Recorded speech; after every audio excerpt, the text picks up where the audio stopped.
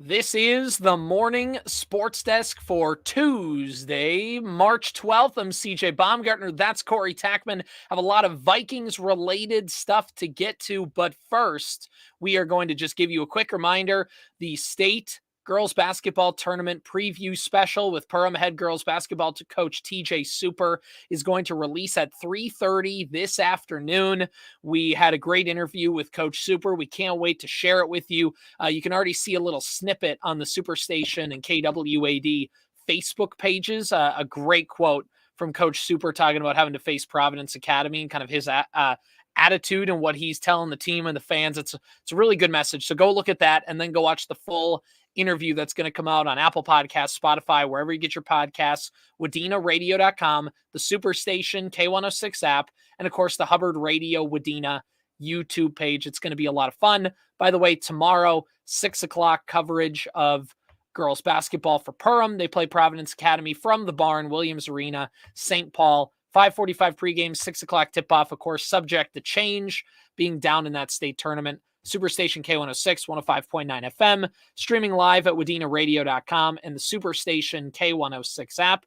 Corey, also another thing to let people know about is later in the week, we have another special episode of the Morning Sports Desk where we talk with Gage Birga, the state champion at 107 pounds. So it's going to be, it's a really fun interview that I got to do with him, and we're going to release that a little bit later in the week. But just want you to know, Cardinal wrestling fans and just wrestling fans broadly, there is an interview with that coming up later in the week. Would you say, and I'm going to ask this at the risk of upsetting the Yellow Jackets head girls basketball coach and potentially all of Yellow Jackets Nation, would you say that interview with the head coach is super duper? You know, I don't even know if that question dignifies a response. Is it super duper?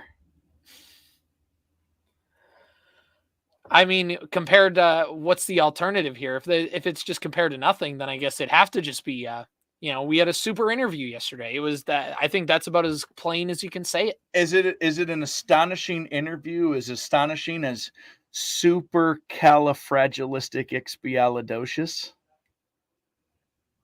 I'm just gonna say yes because I got no other answer.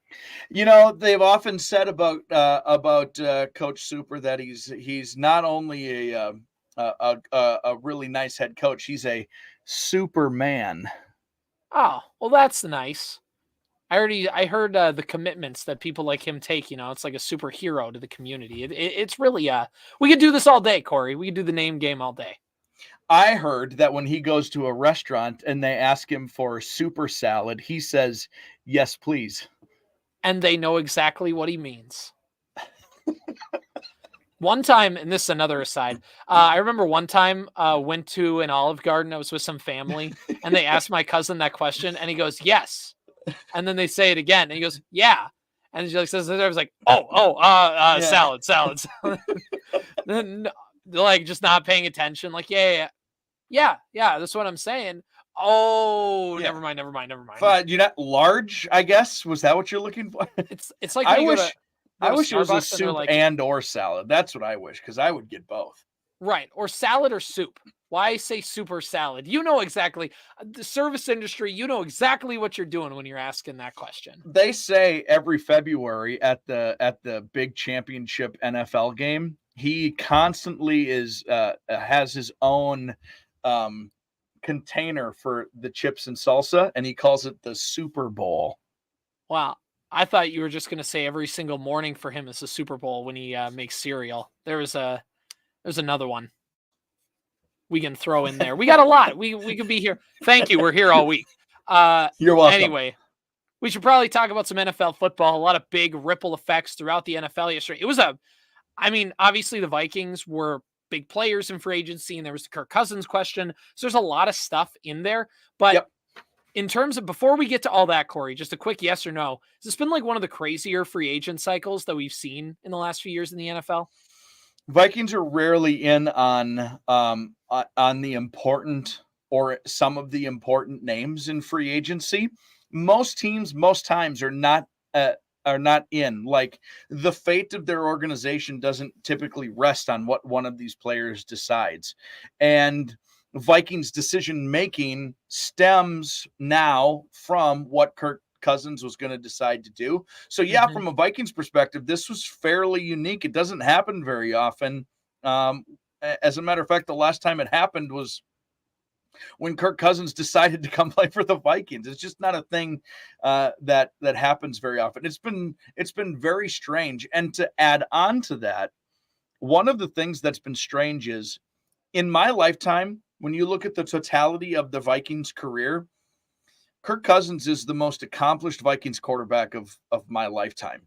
There have been singular years, Brett Favre, Randall Cunningham, Brad Johnson, Dante Culpepper. There have been singular years, but it's been very strange to watch this from, like, if you go back now and look statistically at a Vikings career, it's Fran Tarkington 1 and Kirk Cousins 2, kind of by a long shot. It's been weird to see the reactions to all of this and have, generally speaking, the idea around Kirk Cousins no longer being a Vikings quarterback be, it's very strange. He's been so good for the totality of his career for the Vikings that, and to have most Vikings fans, or at least a very strong portion of them, be like, I get it. Strange. It's a strange. You'd figure there'd be more of an outcry for that type of quarterback. You'd think. One thing, Corey, breaking free agent news. Derrick Henry has announced he is signing a contract. It is a 2-year, $16 million deal with up to $20 million, including $9 million fully guaranteed. He's going to the Baltimore Ravens in a move that surprises no one. Oh, is that not a surprise? Not a surprise to, like, I guess there's a few Ravens fans that end up in my feed all the time, and they were very much like, Derrick Henry. We want, like, the running back we want is Derrick Henry. It's a great spot. It's a great spot. It fits exactly what a John Harbaugh football team would want to do. And we'll get to the running back the Vikings got in just a second. But let's talk about the Kirk Cousins thing. I know you just put all your thoughts out there, and I agree with you 100%. He's the second best quarterback in Vikings history. And it's weird that that, like you said, a lot of the fan base is just, we get it. And I think a lot of that is just because of, remember how he came here. He came here after they made the NFC Championship game and the Minneapolis Miracle. And this was a young core on the ascension with a great defense, 2 solid wide receivers, Dalvin Cook. And Kirk Cousins came in here to be the finishing piece of this team. Now, Kirk Cousins obviously he wasn't that piece, and that's not all his fault. I'm not trying to say that, but right. I think when he came in here, the red carpet was rolled out for him to succeed. He came in as a free agent, not as a rookie quarterback who you can kind of endear yourself to as like a young kid, and you kind of grow up with him and you watch him grow up before your eyes. He came in as a man. He came in demanding, rightfully a lot of money. And I think when you saw how much money he made, the Vikings fans were just kind of he was just kind of thrown in the face to be the savior. And I think really that week 3 game where they got crushed by a Bills team that was still really bad at the time, I think ever since then, I think weirdly, that's when the Kirk discourse started to begin. It took 3 weeks into his first season for the discourse to completely go off the rails. And I think it all stems from the fact of he just was never drafted by the team, and he never, like, the fan base never had a chance to, like, see if he was any good because he already came in needing to be really good. Does that make sense? Yeah, it totally makes sense. And that's I think a really fair perspective. I also think one of the other things that stems from this feeling around Vikings fans base, and I don't want to miss that the other half of the Vikings fans base is very much missing him. Very much. And so, which is understandable for all of those reasons that we just laid out. I do think, however, I'm pretty sure you feel this way. Most of the people I'm closest with feel this way. Once you saw the year and the number, that made it much easier to be like, oh, okay. I understand how this is. I don't think the Vikings shortchanged Kirk Cousins even a little bit. I think Atlanta was like, get over here. Yes. Right. And that's what I was going to say. I think Atlanta basically was in the spot the Vikings were in 2018 a little bit. They weren't coming off an NFC title game appearance, but they're a team that's got a nice little core of players, and they have a new head coach in Raheem Morris. Their owner's 81 years old, and he's sick and tired of them being mediocre. He wants to go get his, like, Kirk Cousins is a, like a middle-class man's Matt Ryan, right? Like, he is like, and if you're Arthur Blank, you're like, I want a Matt Ryan type quarterback again. And that's they're the favorites in the division immediately. Right, exactly. And they had the cap space because they don't have to pay a quarterback. They don't have a ton of big contracts. So they could roll out the red carpet. And Kirk's agent, let me tell you, Hall of Fame. Kirk Cousins, I think Phil Mackey of Purple Daily and, of course, Hubbard Broadcasting Connection said, I think by the time Kirk Cousins is retired, he'll have made the second most money like all time in the NFL or some crazy number like that, at least in, I don't know if it was guaranteed. I don't know if it was just total salary. That guy got his, props to him. That's not like there's a bunch of Vikings fans who are like, he wasn't a team player. He just took the money. He just took, like, I had my Kirk criticisms. It was never that Kirk Cousins was a me first guy or a money guy. Like, he just was after what he felt like he was worth, and he got it. That's the thing. And I don't think, I think Atlanta offered him can't say no money. Right. The Vikings, I think, according to Ian Rappaport, upped their offer, and their hope was that, it's like the Twins with Correa. We're not going to offer you the most money, but can we be comparable? And you love the situation, and would you take and remember, Carlos Correa he took the, how can I say no to this money with a $350 million contract initially. So, like, that's the same thing as maybe Kirk did want to come back, but they offered him that much money. And honestly, like, he's still going to have just as good of a chance to make the playoffs. He has Kyle Pitts. He has Drake London. They just signed another wide receiver today, Darnell Mooney from the Bears. They signed him. So, like, they're going all in on Kirk Cousins, and the Vikings just are in a different place. Some people have made the argument that said, well, the Vikings could have extended Kirk Cousins last year at $35 million and he'd still be here. And that's one, on two levels that wasn't going to work. One, the front office was preparing for Kirk to be gone. They wanted to bring in their own guy. Kirk Cousins was brought in by Rick Spielman.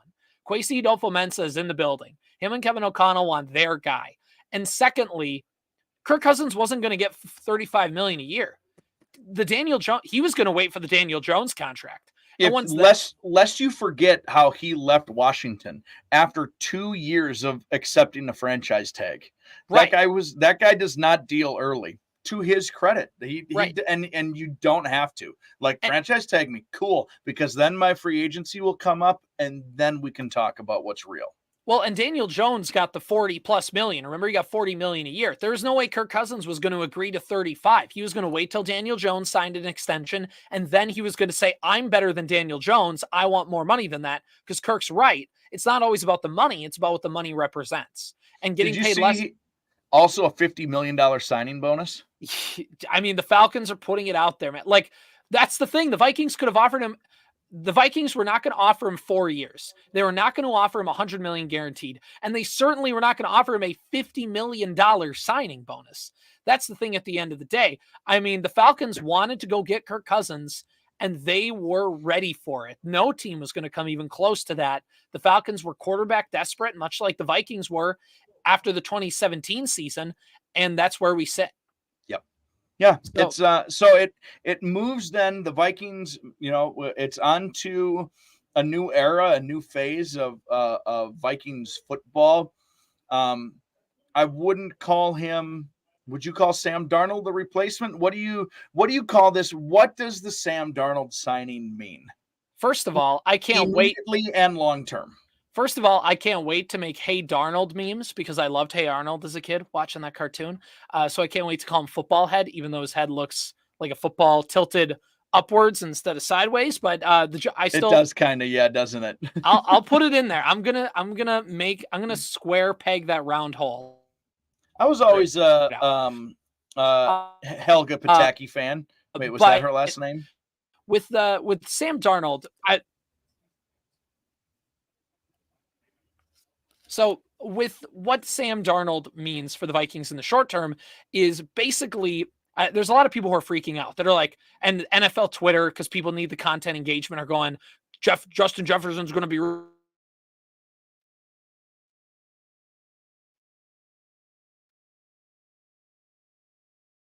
future. What Sam Darnold was signed to be, he was signed to be the bridge quarterback. Sam Darnold is going to be a guy he's an upgrade from Nick Mullins. He's a guy who is going to run the offense. He's a guy who can get Justin Jefferson and Jordan Addison and TJ Hawkinson the football.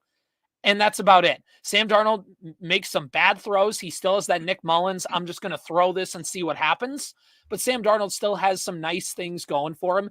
The thing about Darnold is, and this now kind of gets to the, still in the short term, but Darnold's quarterback coach now in Minnesota is Josh McCown. Josh McCown was the starting quarterback who was there when Darnold was drafted, and Darnold was expected to overtake him. And now it's the same thing because Darnold is now going to be that bridge quarterback. The Vikings are drafting a quarterback, and they're drafting a quarterback in the first round this year. You can book it. They are going to do that. And Sam Darnold is to make sure that there's a veteran in place who can get the job done and just basically doesn't force that rookie to start right away and makes him earn his spot. It's a 1-year, $10 million deal. That's a lot, but that's the going rate for a backup quarterback, low-end starter. And also they had to outbid Denver because Denver right now does not have a quarterback on their roster. So, and there's some optics things in here too that come with the safety net of signing Sam Darnold. God bless Nick Mullins. God bless Jaron Hall. If one of those guys is your starter in the same year you're drafting a quarterback, there is going to be immense pressure to play that rookie immediately, even if it's unwarranted. Mm-hmm. What Sam Darnold allows is a guy who can hand the ball off to a new running back who we'll talk about in just a second. But he's a guy who can hand the ball off to the new running back. He can throw it at the circumference of a garage door, and Justin Jefferson can catch it, and he can get you to the bye week when maybe that rookie has shown signs of life, right? Maybe best case scenario is Russell Wilson in Seattle, where he just shows up and you're like, oh my gosh, this guy's the man. Immediately we'll deal with the flaws, but this guy needs to be. Or it's a year, you know what? A year of Sam Darnold. Okay, fine. That's all fine and dandy. We've got this guy who's preparing for the role. That is what the safety net opportunity provides. Also, I think this is important, and we can go into details on this also a little later, but it's just a 1-year, $10 million deal, which means that's money that comes off the book when JJ's due up again. Right, exactly. And if you draft a rookie quarterback, it's not going to hurt against you in the salary cap. Yeah, so it sounds like it's a lot. It's not. And here's the thing. With Sam Darnold, I've always been a Sam Darnold truther. I remember watching him at USC. I remember him coming out of the draft. I was really excited with him as a quarterback prospect. The Vikings just signed Cousins, so it was out of the realm to sign him or to draft him. But I think that Sam Darnold got a raw deal in New York. His first head coach was Todd Bowles, who was not an offensive guy. They bring in Adam Gase, who is an absolute head case. And then he gets traded to Carolina to play for Matt Rule, who's like the second worst head coaching hire of the last 10 years, number one being Urban Meyer. Like that, he got thrown in just completely unbelievably bad situations. He had no receivers to throw to. He had no offensive lines in either situation. And if you look at Sam Darnold over the 2 years he played in Carolina, he played 17 games and he won 8 of those with a bad roster. Imagine now with the quarterback coach in Josh McCown, who he likes and feels comfortable with, a head coach in Kevin O'Connell. Now you have Jefferson, Addison, Hawkinson to throw the ball to. You have a new running back we'll talk about in a second. You have bookend left tackle, right tackle. The offensive line outside of a guard is pretty much in place. You're putting that Darnold in a great position to win 8-9 games. I think that's, I'm not saying he will. I'm saying that that's probably his ceiling. I'm saying it's in the realm of possibility. And also, again, you're throwing whichever rookie quarterback you draft into that great situation, I think, overall. And obviously, we're going to have a lot of time to talk about the NFL draft. But, Corey, I think the Vikings are drafting a quarterback, and we need to be ready for who that's going to be. Well, and so our resident Packer fan asked me, he goes, so what do Vikings fans think about this upcoming season now that this is the case? And what I think most people will say, what I would say is, there's probably not a ton of optimism for the 2024 start of the NFL season. We're not preparing the Super Bowl parade by any means. But I don't think there's a lot of pessimism either. I think this is I think the expectations now are clearly set. Kirk Cousins is not on the team. They're going to go with Darnold. There's going to be a rookie. This is like, can Kwesi earn his job in this draft and be the guy in charge in 3 years from now, when hopefully this is really starting to work out. This is the first step in what is hopefully, 5 or 6 steps down the line to building what should be a nice roster. Hopefully that's the case. I don't think there's pessimism necessarily, but there certainly is we're not planning a Super Bowl parade or anything. Yeah, I mean, look at the Houston Texans. Obviously, it's not a 1-for-1 situation, but they got a rookie quarterback. I mean, he played right away, but they had a rookie quarterback and they won their division and they won a playoff game. So just because you have a rookie quarterback, you're not winning the Super Bowl. Nobody expects you to do that. But I think there could have been a case to be made that the Vikings could have not signed anybody. They could have prepared a tank and they could have gotten ready to get like the number 1 overall pick next year. But that's not what they did either. They chose to stay competitive and they decided, and maybe that came from ownership. Maybe that was the plan all along where, okay, fine, we're not going to have Kirk Cousins back, but we're going to use that money. And instead of Kirk Cousins, we're going to create the value of Kirk Cousins in the aggregate by signing all of these different players. And that's what they did. They signed 3 defensive starters who we'll get to in a second. We'll talk maybe about the running back next, but they use that money. They're planning on being a competitive team. They're not planning on winning 5 games next year. But even if you win 6, 7 games with a rookie quarterback, that means that the 2025 season, you're fully prepared to win a bunch of games. So the Vikings are not tanking. They are going to try and win football games. They're too talented, like we talked about last year, to be able to tank. You're just too good of a football team when you have Justin Jefferson and Jordan Addison and Hawkinson and all those guys. Now, the finishing piece on this offense, Corey, is that the Vikings now have another running back. They cut Alexander Mattison. We talked about them being in the mix for Saquon Barkley and Tony Pollard yesterday. They did not land either of those 2 players, but sometimes good things come to those who wait. The Packers signing Josh Jacobs meant that they needed to cut Aaron Jones. Aaron Jones, of course, the running back who has torched the Vikings since 2017, turns 29, I think, by the next coming season, has signed a 1-year, $7 million deal to play the Green Bay Packers twice a year for the Minnesota Vikings. Corey, Aaron Jones isn't the running back he was a couple years ago, but the last 5 games of the season he played in, he had 100+ rushing yards in those games.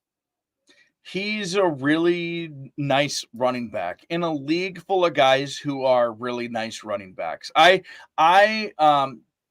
As good of a 1-year scenario, I think, as you could build for the Vikings to get Aaron Jones, but also it's a 1-year, again, this is going to be a bridge guy because they're probably going to draft a running back in like the 6th round because that's where you can get NFL caliber running backs these days. Everything about this is A+ in level in terms of you needed a running back, so let's go get a guy. I like that they didn't waste high early draft capital on a running back. We can get a guy for cheap for a year, and we'll worry about it going forward. And of course, as we know, Kevin O'Connell, not a huge running back guy. I think he wants guys who can do the job, but they're not reliant on what a running back does. So that's going to probably help protect Aaron Jones a little bit too. This is just a good, appropriate signing for the Vikings. Well, and not only that, I think we talked about with Madison. Madison he was asked to do too much, and that's why he's not here anymore in Minnesota. But the other thing was, I just don't think Alexander Mattison was a scheme fit for the way Kevin O'Connell wanted to run his offense. I think Alexander Mattison was great for the Gary Kubiak and the zone running scheme and whatever. I think in Kevin O'Connell's offense, it just wasn't the right fit. But Aaron Jones came from Green Bay and Matt LaFleur.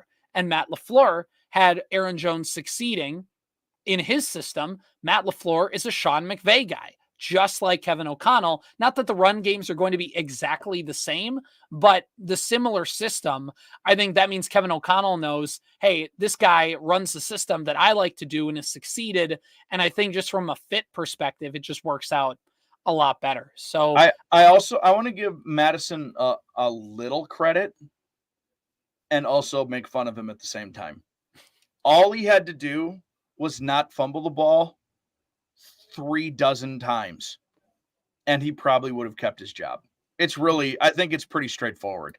I think he was a fine fit because of how O'Connell likes to use his running backs, which is not very often.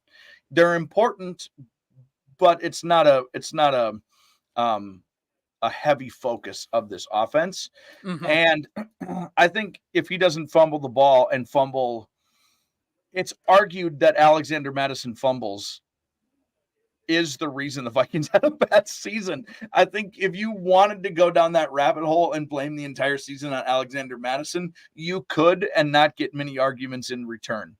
If he doesn't do that, he's probably still the running back for this team. All right, let's talk on the defensive side of the football. We mentioned this a little bit yesterday, but the Vikings were not done adding defensive talent. And now that we kind of see the first wave of free agency is done. There's the second wave, which is like role players get signed and things get here and there. The Vikings will probably pick up like a guard, and they'll probably pick up, maybe a defensive tackle in like the second wave of guys who aren't maybe starters, but they're nice depth rotational pieces. The Vikings signed 3 defensive players in kind of the front 7 when they signed. We talked about Greenberg yesterday or whatever. What was it? Grenard. There it is. Yep. Grenard yesterday to a 4-year deal. And he's going to be that defensive end outside linebacker. The Vikings got another linebacker in Van Ginkel. Andrew Van Ginkel, I think is his name. He was a Big Ten guy. He just had a picture. He put out a picture on Twitter yesterday, him and his now wife in Twins gear. So, he's a Midwest guy. He's a guy that Pro Football Focus has really liked. He's a guy that the underlying metrics really like. And he's just a good overall pass rusher. And, I just think the Vikings are good when they have a long-haired, crazy white linebacker, Most teams are. You can count on those guys. I don't know what it is about them. They're like rabid raccoons. You have just a name know Van they're going to. You're set to be a linebacker. You're going to mess something up at some point for the other team. You're just going to be disruptive. It's a rule for long, stringy-haired white guys who play linebacker. And the last linebacker move is the Vikings did not bring back Jordan Hicks. He went to Cleveland. Instead, they brought in former Golden Gopher Blake Cashman on a 3-year, maybe 4-year contract. Either way, all three of those guys are signed to 3 years or more in contract length, which means it's not just all about this season. Because the Vikings were always going year to year with some of those free agent contracts because they didn't have a ton of money to spend and they didn't want to be wrong and get stuck with some of these cap casualties. That's why they signed 1, 2, rarely 3-year deals. Now they're signing 3- and 4-year deals to these defenses. And Brian Flores made chicken salad with a lot of chicken you-know-what last year on the defense. And now that he has actual defensive players and the Vikings are signing some of these big free agents, the secondary needs to be improved. But we talked about it yesterday, improving a defense, you always have to start with the pass rush and with that kind of front 7 to get that solidified first. And that's what the Vikings did. And already this defense is going to be better than it was last season, at the very least on paper. Grenard goes 4 for 76. Van Ginkel, 2 years, $20 million. And Cashman is 3 years, $25.5 million are the specifics on that. I agree totally. As a matter of fact, I agree so much with this as we continue to have draft talk about the Vikings over the next couple weeks. I believe these sorts of things and the idea of not having Cousins and signing Darnold starts to impact what I think the Vikings, you can start to see some of the tea leaves and how this is going to work itself out. I certainly have some hopes now for the draft and what they might do come mid-April or early April, whenever that draft is. I can never remember late April, exact April 25th. Oh, is that okay? Late April. I'm going to ask that every single day, and I'm going to get it wrong every single day, by the way. So The one added point I will add to all of this, though, is so far the Vikings haven't really added anything. Right? You sign Grenard, he's a Hunter replacement. You sign Cashman, he's a Hicks replacement. Van Ginkel, like maybe that's an upgrade at that spot. You bring back backup lineman David Quisenberry and Blake Brandel. You haven't upgraded there. You just have some stick-to-itiveness within that department. They haven't upgraded anywhere, probably at running back. But that was just a replacement, and you're not better at quarterback. So now what is the next thing going to be for the Vikings that would be a market improvement? And that's going to have to come in the draft is where that's going to be. Right. They could trade maybe for a L'Jarius Sneed of Kansas City for a corner, and that would be an upgrade. Yeah, but you're right. Like, this team still has some ways to go. I think basically what this solidifies with the defense, and this will be the last point I have for the show here, they raised the floor of their defense. The defense had a decent little ceiling. Brian Flores reached it, and when they ran out of gas, the floor fell out from underneath them, and there was no floor. What this does is it raises the floor of your team. And for that, basically, even if they're bad, they're not going to be as bad as they were last season. Or if guys get hurt, that means the guys they were relying on to play significantly for them aren't, like, they were the first line of defense last year and those guys got hurt. And then your second unit, you had none. So now at least you offer up some legitimate NFL players on the front part. So if they get hurt, then at least you have those middling guys, those rotational guys. It's the same thing we talk about like Harrison Phillips. Harrison Phillips was your first line of defense last year. He should have been your rotational guy. And that's the thing. Can they add and can they keep those players going? And that's pretty much it. I think teams that win the offseason generally don't always win the Super Bowl. Like, typically it's the opposite. But the Vikings weren't going out and like signing Saquon Barkley to big money, and they weren't signing a guard for $100 million like the Carolina Panthers did. The Vikings had a very strategic offseason. They filled areas of need. They did what they needed to do. It's not going to translate into a 13-win season likely, but just everything they did just felt nice. It felt calculated. There were no decisions where I went, oh, I wouldn't have done that. And that's, I think, can be considered a win. All right, I have one follow-up question, and you can just answer this quickly. I think you and I agree on this, so your take will kind of be the final say on this. Why didn't the Vikings, instead of signing Darnold, decide to try to go get, and losing a starter like Cousins, go get another guy who's proven his starterness in Justin Fields? Why didn't they go that route? I think basically is the whole league got together and said Justin Fields is not good. Because Luke Getsy, who's the offensive coordinator for Chicago last season, got fired. He's now the offensive coordinator for the Las Vegas Raiders. The Raiders signed Gardner Minshew. So, like, I think that tells you that the league was not high on Justin Fields. They do not think that he is going to be a starter. No team wants to trade for him right now under that implication. Maybe a team like the Cowboys are like traded for Lance, some kind of situation where he'll be traded to be the backup.